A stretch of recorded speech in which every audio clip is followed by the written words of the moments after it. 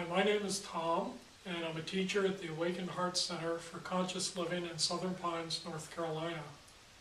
We have groups and we meet with people to help them discover what's really true for them and to realize the truth of their being and express this truth in their day-to-day lives and in their relationships.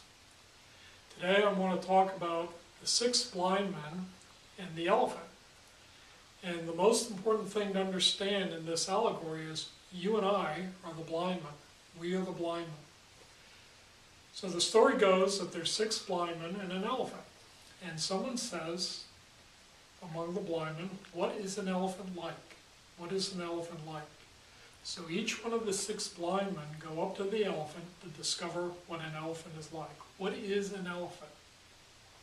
One of the blind men go up to the ear, feel the big, huge elephant ear, nice and thin, but very big. And this blind man says, through my own personal experience, an elephant is like a huge leaf. Another blind man goes up to the elephant's tusk, long, hard, pointed tusk, and says, an elephant is like a saber. I know this through my own personal experience. The third blind man goes to the elephant's trunk, big, long, thick trunk, and says an elephant is like a pipe, long, big pipe. I know this to be true. Another blind man goes up to the elephant's legs and reaches around them and feels them and says an elephant is like a huge pillar, big, tall, strong pillar. The fifth blind man goes up to the body of the elephant, presses all over the body, and says an elephant is like a huge stone wall, big, vast, immovable. And finally, the sixth blind man goes to the elephant's tail and reaches down, feels the whole tail, and says the elephant is like a rope, long, thick rope. So each blind man, which again, we are the blind men, go up to the elephant and have their own direct personal experience of the elephant. And they believe their experience because it's actually what they experience. It's actually what they know to be true.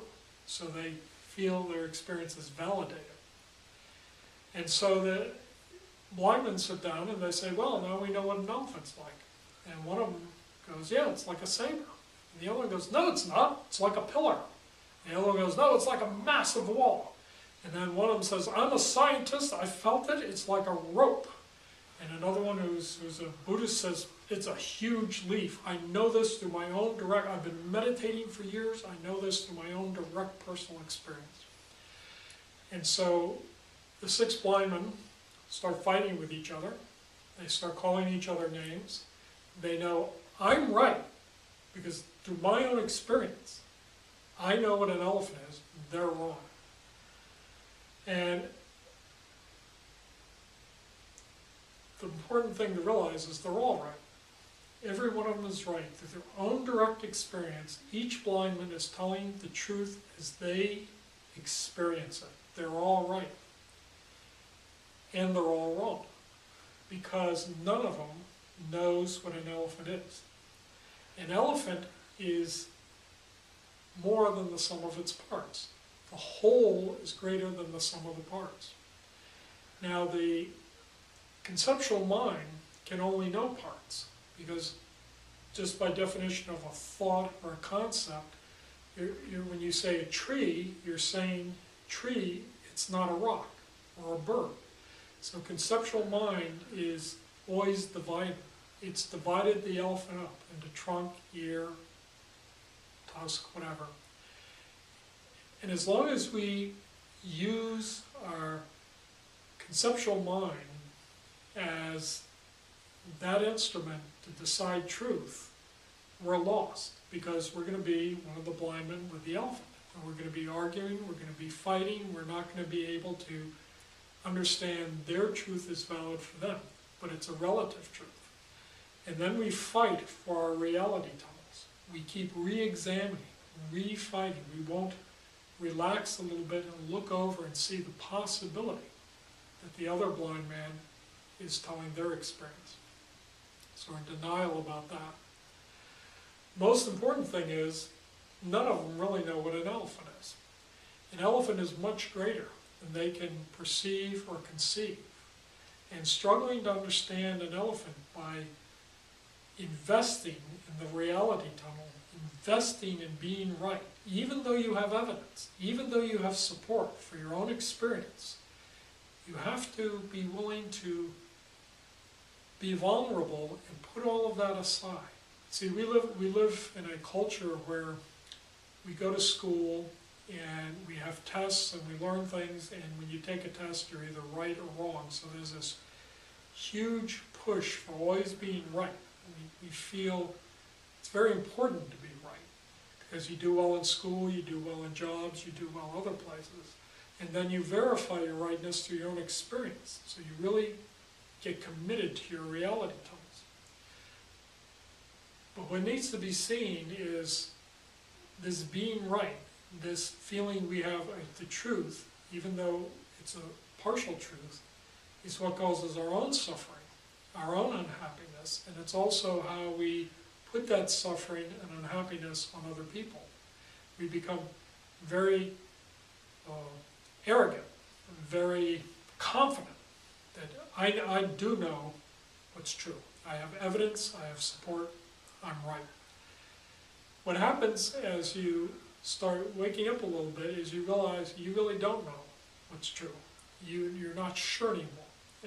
Part of waking up is on the personal level of the autobiographical self, is there's sort of a loss of confidence. You become more wishy-washy because you can't say an elephant is just this or an elephant's that. You open more and you become in what Zen is called beginner's mind or don't know mind. And in terms of realizing your true nature, the truth of being, even the truth of elephant, even the truth of your other blind mind, is don't know mind is much closer to absolute truth than I know for sure mind. And so there's a innocence of relaxing, of letting go that's required to know the whole elephant. But the whole elephant, when it's known, it's not known. You are the whole elephant. It's not known conceptually. It's not known in any way you can express it, because it isn't, every word limits it. Every thought limits it. So when the whole elephant is finally known, it transcends anything that can be said about it. It includes it, but putting all those pieces together doesn't make an elephant. It transcends it. And so you stop having an opinion. You stop having a point of view. You stop arguing with the other blind man. You remember you're a blind man. You have no idea what's going on. And in this incredible, not knowing what's going on, this incredible relaxation, doesn't mean you don't stop touching the elephant and trying to figure it out. We have to do that in our day-to-day life, but we don't have the arrogance anymore. We've been humbled. We've become very simple, very honest, and I don't know what an elephant is. I don't know I can't tell you that your experience of an elephant is wrong and mine is right. In this, boundaries dissolve, struggling dissolved. You might move off of your part of the elephant and suddenly discover, oh yeah, right, it is like a leaf. But you also know that's still a partial truth. So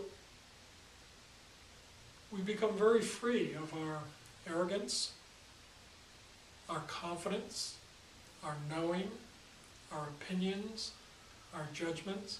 We become very, very innocent. And when we really have the courage to just let it all go,